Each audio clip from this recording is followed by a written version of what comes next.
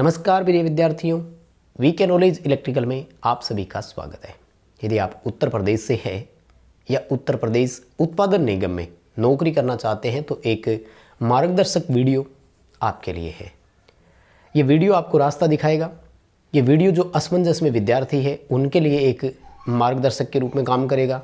ये वीडियो उन बच्चों के लिए बड़ा इम्पोर्टेंट है जो रिसेंटली कुछ भी नहीं कर रहे हैं, यानी कोई फॉर्म अप्लाई नहीं किया हुआ है, और ये वीडियो अभी जिस बच्चे ने ITI पास की उसके लिए भी ज़रूरी है, और जो बच्चा ओवर एज होने वाला है उसके लिए भी है। सबके लिए इम्पोर्टेंट रहेगा। पॉइंट टू पॉइंट चीज़ें बताएंगे और आपको हर एक ज़रूरी जानकारी देंगे। पहले ये चीज़ें जानना ज़रूरी क्यों है? क्योंकि कुछ क्वालिफ़िकेशंस, कुछ पॉइंट्स ऐसे होते हैं जो समय रहते जान लेना ज़रूरी है। जब ऑफिशियल नोटिफिकेशन आता है तो फिर हम पछताते हैं कि मेरे पास तो ये नहीं है, मुझे पहले पता होता तो ये मैं कर सकता था। क्योंकि मैं बात कर रहा हूँ SSC की। UPPCL और UPREL में क्या अंतर है वो भी बताएंगे, और ये नौकरी आपके लिए बड़ी ज़रूरी क्यों है इस पर मैं बात करूं तो इस वैकेंसी का पे स्केल बहुत बड़ा है। इतना बड़ा पे स्केल है जिसे आप यूँ बोल सकते हैं ये लेवल 4 में डायरेक्ट आपको एंट्री मिल रही है। मैं पूरी डिटेल आपको बताऊंगा। उस लेवल में अगर आप टेक्निकल हेल्पर में लगते हैं तो कब पहुंचते हैं ये भी मैं आपको एग्जांपल देने वाला हूं। ऑल इंडिया से इसमें कोई भी अप्लाई कर सकता है, ये तो आपको पता होगा, इस पर भी मैं बात करूंगा। पहले तो आपको एक ऑफिशियल अपडेट देते हैं। 2 नवंबर 2023 के अकॉर्डिंग UPREL में TG2 की जो पोस्ट है वो 200 के आसपास खाली है, यानी टोटल 201 पद यहाँ पर खाली है। वो बता रहे हैं कि 512 हमारे यहाँ एग्जिस्टिंग टेक्नीशियंस है, जबकि सैंक्शन सीटें जो है वो 713 है, यानी 201 सीट जो है वो अभी भी वैकेंट है। मैंने टेलीग्राम पर ये अपडेट डाल दिया था, उम्मीद है आपने वहाँ से देख लिया होगा। नहीं देखा तो टेलीग्राम ज्वाइन कीजिए, इस वीडियो के डिस्क्रिप्शन में लिंक है। सबसे पहले अपडेट हम टेलीग्राम पर ही देते हैं। बात ये आती है कि 201 सीट खाली है तो क्या हो गया, 100% कौन भरता है? ये भी सही है, लेकिन फाइनेंशियल ईयर नया जैसे ही आएगा तो नई सीटें भी तो सैंक्शन होगी। हर फाइनेंशियल ईयर में हर उसमें रिवाइज होती है एक फाइनेंशियल ईयर में। बात ये आती है कि UPREL लगभग हर वर्ष वैकेंसी करता आया है। आप देखो वर्ष 2022 में हुई थी, ठीक है, 23 जो है वो कंप्लीट निकलने वाला है। तो हमारा टारगेट या हमारा ध्यान यही होना चाहिए कि वर्ष 2024 में पक्का UPREL वैकेंसी कर सकता है। और इसके पीछे एक बड़ा कारण हम और भी मानेंगे, कहीं ना कहीं यूपी जो है वो देश का सबसे बड़ा स्टेट है, तो चुनाव का असर यहाँ पर देखा जाता है और युवाओं के लिए फिर नौकरी ही ऑप्शन रहता है। इसलिए मैं बता रहा हूँ आपको, भाई हमें जब कुछ नहीं है हमारे पास ऑप्शन तो हमें कुछ ना कुछ पढ़ते तो रहना है। तो मैं आपको इस पोस्ट की ओर ध्यान ले जाना चाह रहा हूँ और निवेदन कर रहा हूँ कि आप अपनी तैयारी रूटीन में रखिए। जहाँ से भी पढ़ रहे हैं, जैसे भी पढ़ रहे हैं, मैं मेरे कोर्स लेने की बात ही नहीं करूँगा। कोई ये भी कह देगा कि आप पहले ही शुरू हो जाते हैं। देखिए टॉपिक बात करते हैं। डिपार्टमेंट UPREL है और पोस्ट का नाम है TG2। हालांकि यहाँ पर इलेक्ट्रीशियन के अलावा इंस्ट्रूमेंट और मैकेनिकल वालों के लिए भी वैकेंसी आती है। आइए एक नज़र डालते हैं कि ये क्वालिफिकेशन क्या मांगते हैं, क्योंकि बड़े क्राइटेरिया रहते हैं ना। ये बड़े क्राइटेरिया एक साथ जानना जरूरी हो जाता है, बाद में हम पछताते हैं कि अब मेरे पास ये नहीं है, ये वो नहीं है। सबसे पहला है कि आपकी 10th पास होनी चाहिए, उसमें मैथ और साइंस का सब्जेक्ट होना चाहिए। अगर मैथ नहीं है या साइंस नहीं है लेकिन आपने 10th कर रखी है तो आप नॉट एलिजिबल है। डिस्टेंस एजुकेशन यानी ओपन बोर्ड से आपने कर रखी है, नॉट अलाउड। ये ध्यान रखने वाली चीज़ें हैं। हाँ, मिनिमम कोई पासिंग मार्क्स यहाँ पर फिक्स नहीं है, कितने भी नंबर हो नो इश्यू, कोई दिक्कत नहीं है, चलेगा। लेकिन इम्पोर्टेंट चीज़ क्या है कि मैथ और साइंस में अलग अलग पास होना ज़रूरी है। दोनों में से किसी भी एक विषय में आपकी ग्रेस लगी हुई है तो प्रॉब्लम हो जाएगी। हालांकि 2019 में जो बच्चे वैकेंसी आई थी तो उस समय कोर्ट केस किया था और बाद में ग्रेस मार्क वालों को कर दिया था, फिर बाद में अलाउ कि चलो ठीक है पास तो पास ही होता है। लेकिन अगर आपके प्योरली पास है मैथ और साइंस तो घबराने की ज़रूरत नहीं है। बाकी ग्रेस मार्क वालों का संशय चल रहा है, 2019 से कोर्ट में केस चल रहा है, तो ये फाइनल डिसाइड हुआ नहीं था, ठीक है। मिनिमम कोई एग्रीगेट मार्क्स नहीं मांगे, ये अच्छी बात है, यानी कितने नंबर हो पास हो तो ठीक है। सेकंड क्वालिफिकेशन के तौर पर चाहिए आपको ITI, इलेक्ट्रीशियन वालों के लिए इलेक्ट्रीशियन और मेंटेनर और वो इंस्ट्रूमेंटेशन जो 3 पोस्ट आती है। NCVT से हो तो भी चलेगा, SCVT से हो तो भी चलेगा, दोनों आपके लिए हो, ये नॉर्मल क्वालिफिकेशन सबके पास होगी। इम्पोर्टेंट है ये वाली, ध्यान रखिएगा यहाँ पर CCC आपके पास होना चाहिए। कंप्यूटर का एक कोर्स होता है, पूरा नाम होता है कोर्स ऑफ कंप्यूटर कंसेप्ट ऐसे करके, नीलेट्स करवाता है, डिपार्टमेंट ऑफ इलेक्ट्रॉनिक्स वाला जो है, लगभग 80 घंटे का होता है, 3 महीने का होता है। इस पर मैं पूरी डिटेल आपको बताने वाला हूँ। क्यों? क्योंकि CCC का सर्टिफिकेट आपके पास उस दिन होना चाहिए जिस दिन फॉर्म की लास्ट डेट थी, यानी आप फॉर्म भर रहे हैं तो आपके पास होना चाहिए। ये प्रॉब्लम हो जाती है।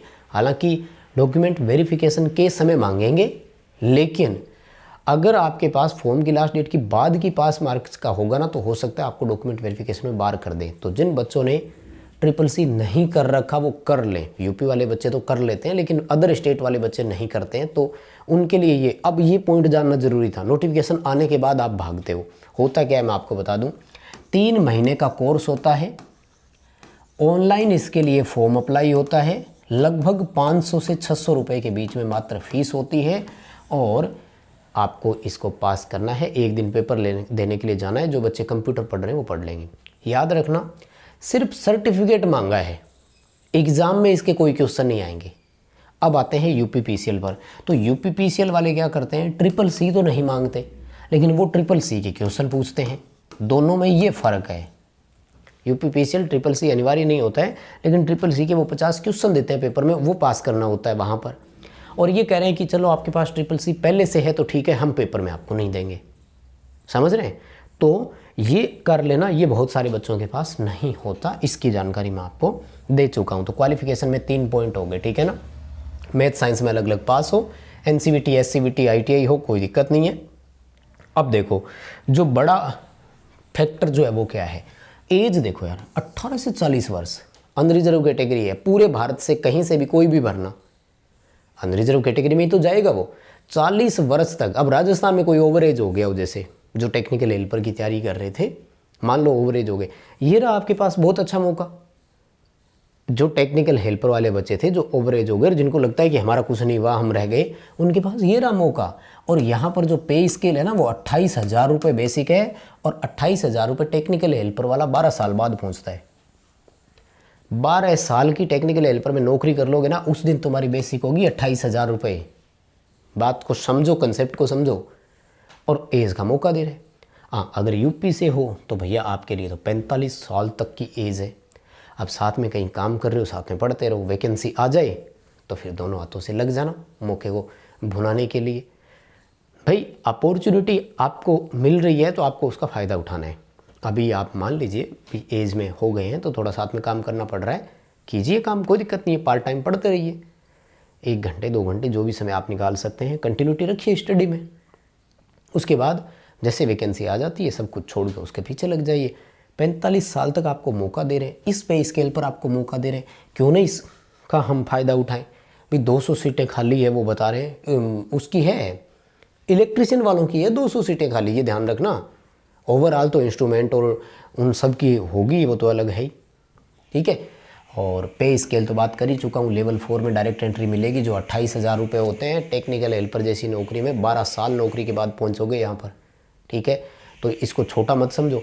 अभी लगभग 45-50% के आसपास डियरनेस अलाउंस है, इसमें ऑल अदर अलाउंसेज जुड़ेंगे। ये सैलरी कैश इन हैंड आपकी 50,000 से ऊपर जाएगी, कोई नहीं रोकने वाला है आपको। 50,000 रुपये के आसपास जाएगी कैश इन हैंड आपकी, तो क्यों ना इसका फ़ायदा उठाया जाए। अनरिजर्व वालों से ये जो फीस लेते हैं ना, वो 1200 रुपये लेते हैं, ध्यान रखना, वो कोई बात नहीं, चलेगा हमारा। अब आ जाते हैं हम एग्ज़ाम पैटर्न पर, वो हमारे लिए ज़्यादा ज़रूरी है। देखो, एग्ज़ाम में रहेंगी आपकी 2 चीज़ें। क्या क्या रहेगा? पेपर में 2 पार्ट आएंगे। एक होगा फर्स्ट पार्ट, जिसमें टेक्निकल के आएंगे 150 क्वेश्चन, और ये रहेंगे आपकी ट्रेड से रिलेटेड। जो टेक्निकल क्वेश्चंस होते हैं उनमें आएंगे 150, डोमिनेटिंग पार्ट यही रहेगा। पार्ट सेकंड जो होगा उसमें नॉन टेक के आएंगे 50%। नॉन टेक में सिर्फ 3 ही पार्ट रहेंगे, हिंदी, जनरल नॉलेज और रीजनिंग। अब जो बच्चे UPPCL की तैयारी कर रहे हैं तो लगभग सेम चीज़ें ही होगी ना। UPPCL में इंग्लिश हो रहा है, यहाँ इंग्लिश नहीं थी, बाकी तो लगभग 3 चीज़ें सेम ही है। टेक्निकल उसमें 150 है, टेक्निकल इसमें 150 आएगा, उसमें कंप्यूटर था, यहाँ कंप्यूटर के नहीं आएंगे। तो कुल मिलाकर के 200 क्वेश्चंस रहेंगे। 200 क्वेश्चन के लिए 3 घंटे का समय आपको मिलेगा। 3 घंटे समय का मतलब हो गया 180 मिनट। अब देखो प्रॉब्लम यहाँ होती है, 180 मिनट में 200 प्रश्नों को अटेंड करना ये थोड़ा सा मुश्किल काम हो जाता है, समझ रहे हैं आप। साथ में नेगेटिव मार्किंग है, इसलिए रिस्क ले नहीं सकते। मार्किंग कैसे रहेगी, सब कुछ सही करोगे तो 1 नंबर मिलेगा, अगर कुछ गलतियां करोगे तो 1/4 यानी 0.25 नंबर काट लिए जाएंगे। तो नेगेटिव मार्किंग जहाँ होती है वहाँ फिर हम वैसे डरते हैं कि इस क्वेश्चन को करूँ कि ना करूँ। 30-40 सेकंड तो पढ़ने में निकल जाते हैं, क्वेश्चन पढ़ा, समझा, हल किया। अब ये कह रहा है कि 48 सेकंड के आसपास, 50 सेकंड मान लेते हैं, ये कह रहा है कि 50 सेकंड में एक क्वेश्चन को करना है। मोस्टली ऐसी प्रॉब्लम सामने आती है, बच्चे पूरा पेपर अटेंड नहीं कर पाते हैं। तो ये चीज़ें आपको पहले प्रैक्टिस करनी है भाई। देखो मैं तो एक सुझाव के तौर पर आपको ये वीडियो दे रहा हूँ ताकि इसका आप हो गया कंप्लीट डाटा। तो इतना ही है कि आप जो है ना वो यूटिलाइज़ कर सके, चीज़ों को समय रहते कर सकें। जिन बच्चों के पास SSC नहीं है वो SSC कर लीजिए। जिन बच्चों के पास अभी कुछ भी नहीं है तो वो इन 4 सब्जेक्टों पढ़ना शुरू कर दो, 1, 2, 3 और 4। अपने चारों टॉपिक पर कमांड रखो, उनकी प्रैक्टिस करते रहो, नोट्स बनाओ अच्छे से, कंटिन्यूटी रखो। ख़ास तौर से जो बच्चे अभी पास हुए हैं उनके लिए देखो फर्स्ट अपॉर्चुनिटी है। जो बच्चे ओवर एज होने वाले हैं, 45 साल तक आपको मौका मिल रहा है, तो आप वैसे बेनिफिट उठाइए, तैयार रहिए। सीटें खाली है, हर 2 वर्ष के अंतराल पर यूपी आर्यूनल भर्ती करता है। पूरी संभावना है कि वर्ष 2024 में हमें देखने को मिल जाए। अभी तक के लिए बस इतना ही अपडेट था। आपकी क्या विचार है हमें कमेंट करके ज़रूर बताइए। आपके लिए कमेंट बॉक्स खुला हुआ है। चैनल से पहली बार जुड़े हैं तो सब्सक्राइब कर लीजिएगा। ये वीडियो अपने दोस्तों तक ज़रूर पहुंचाइए। बहुत बहुत धन्यवाद।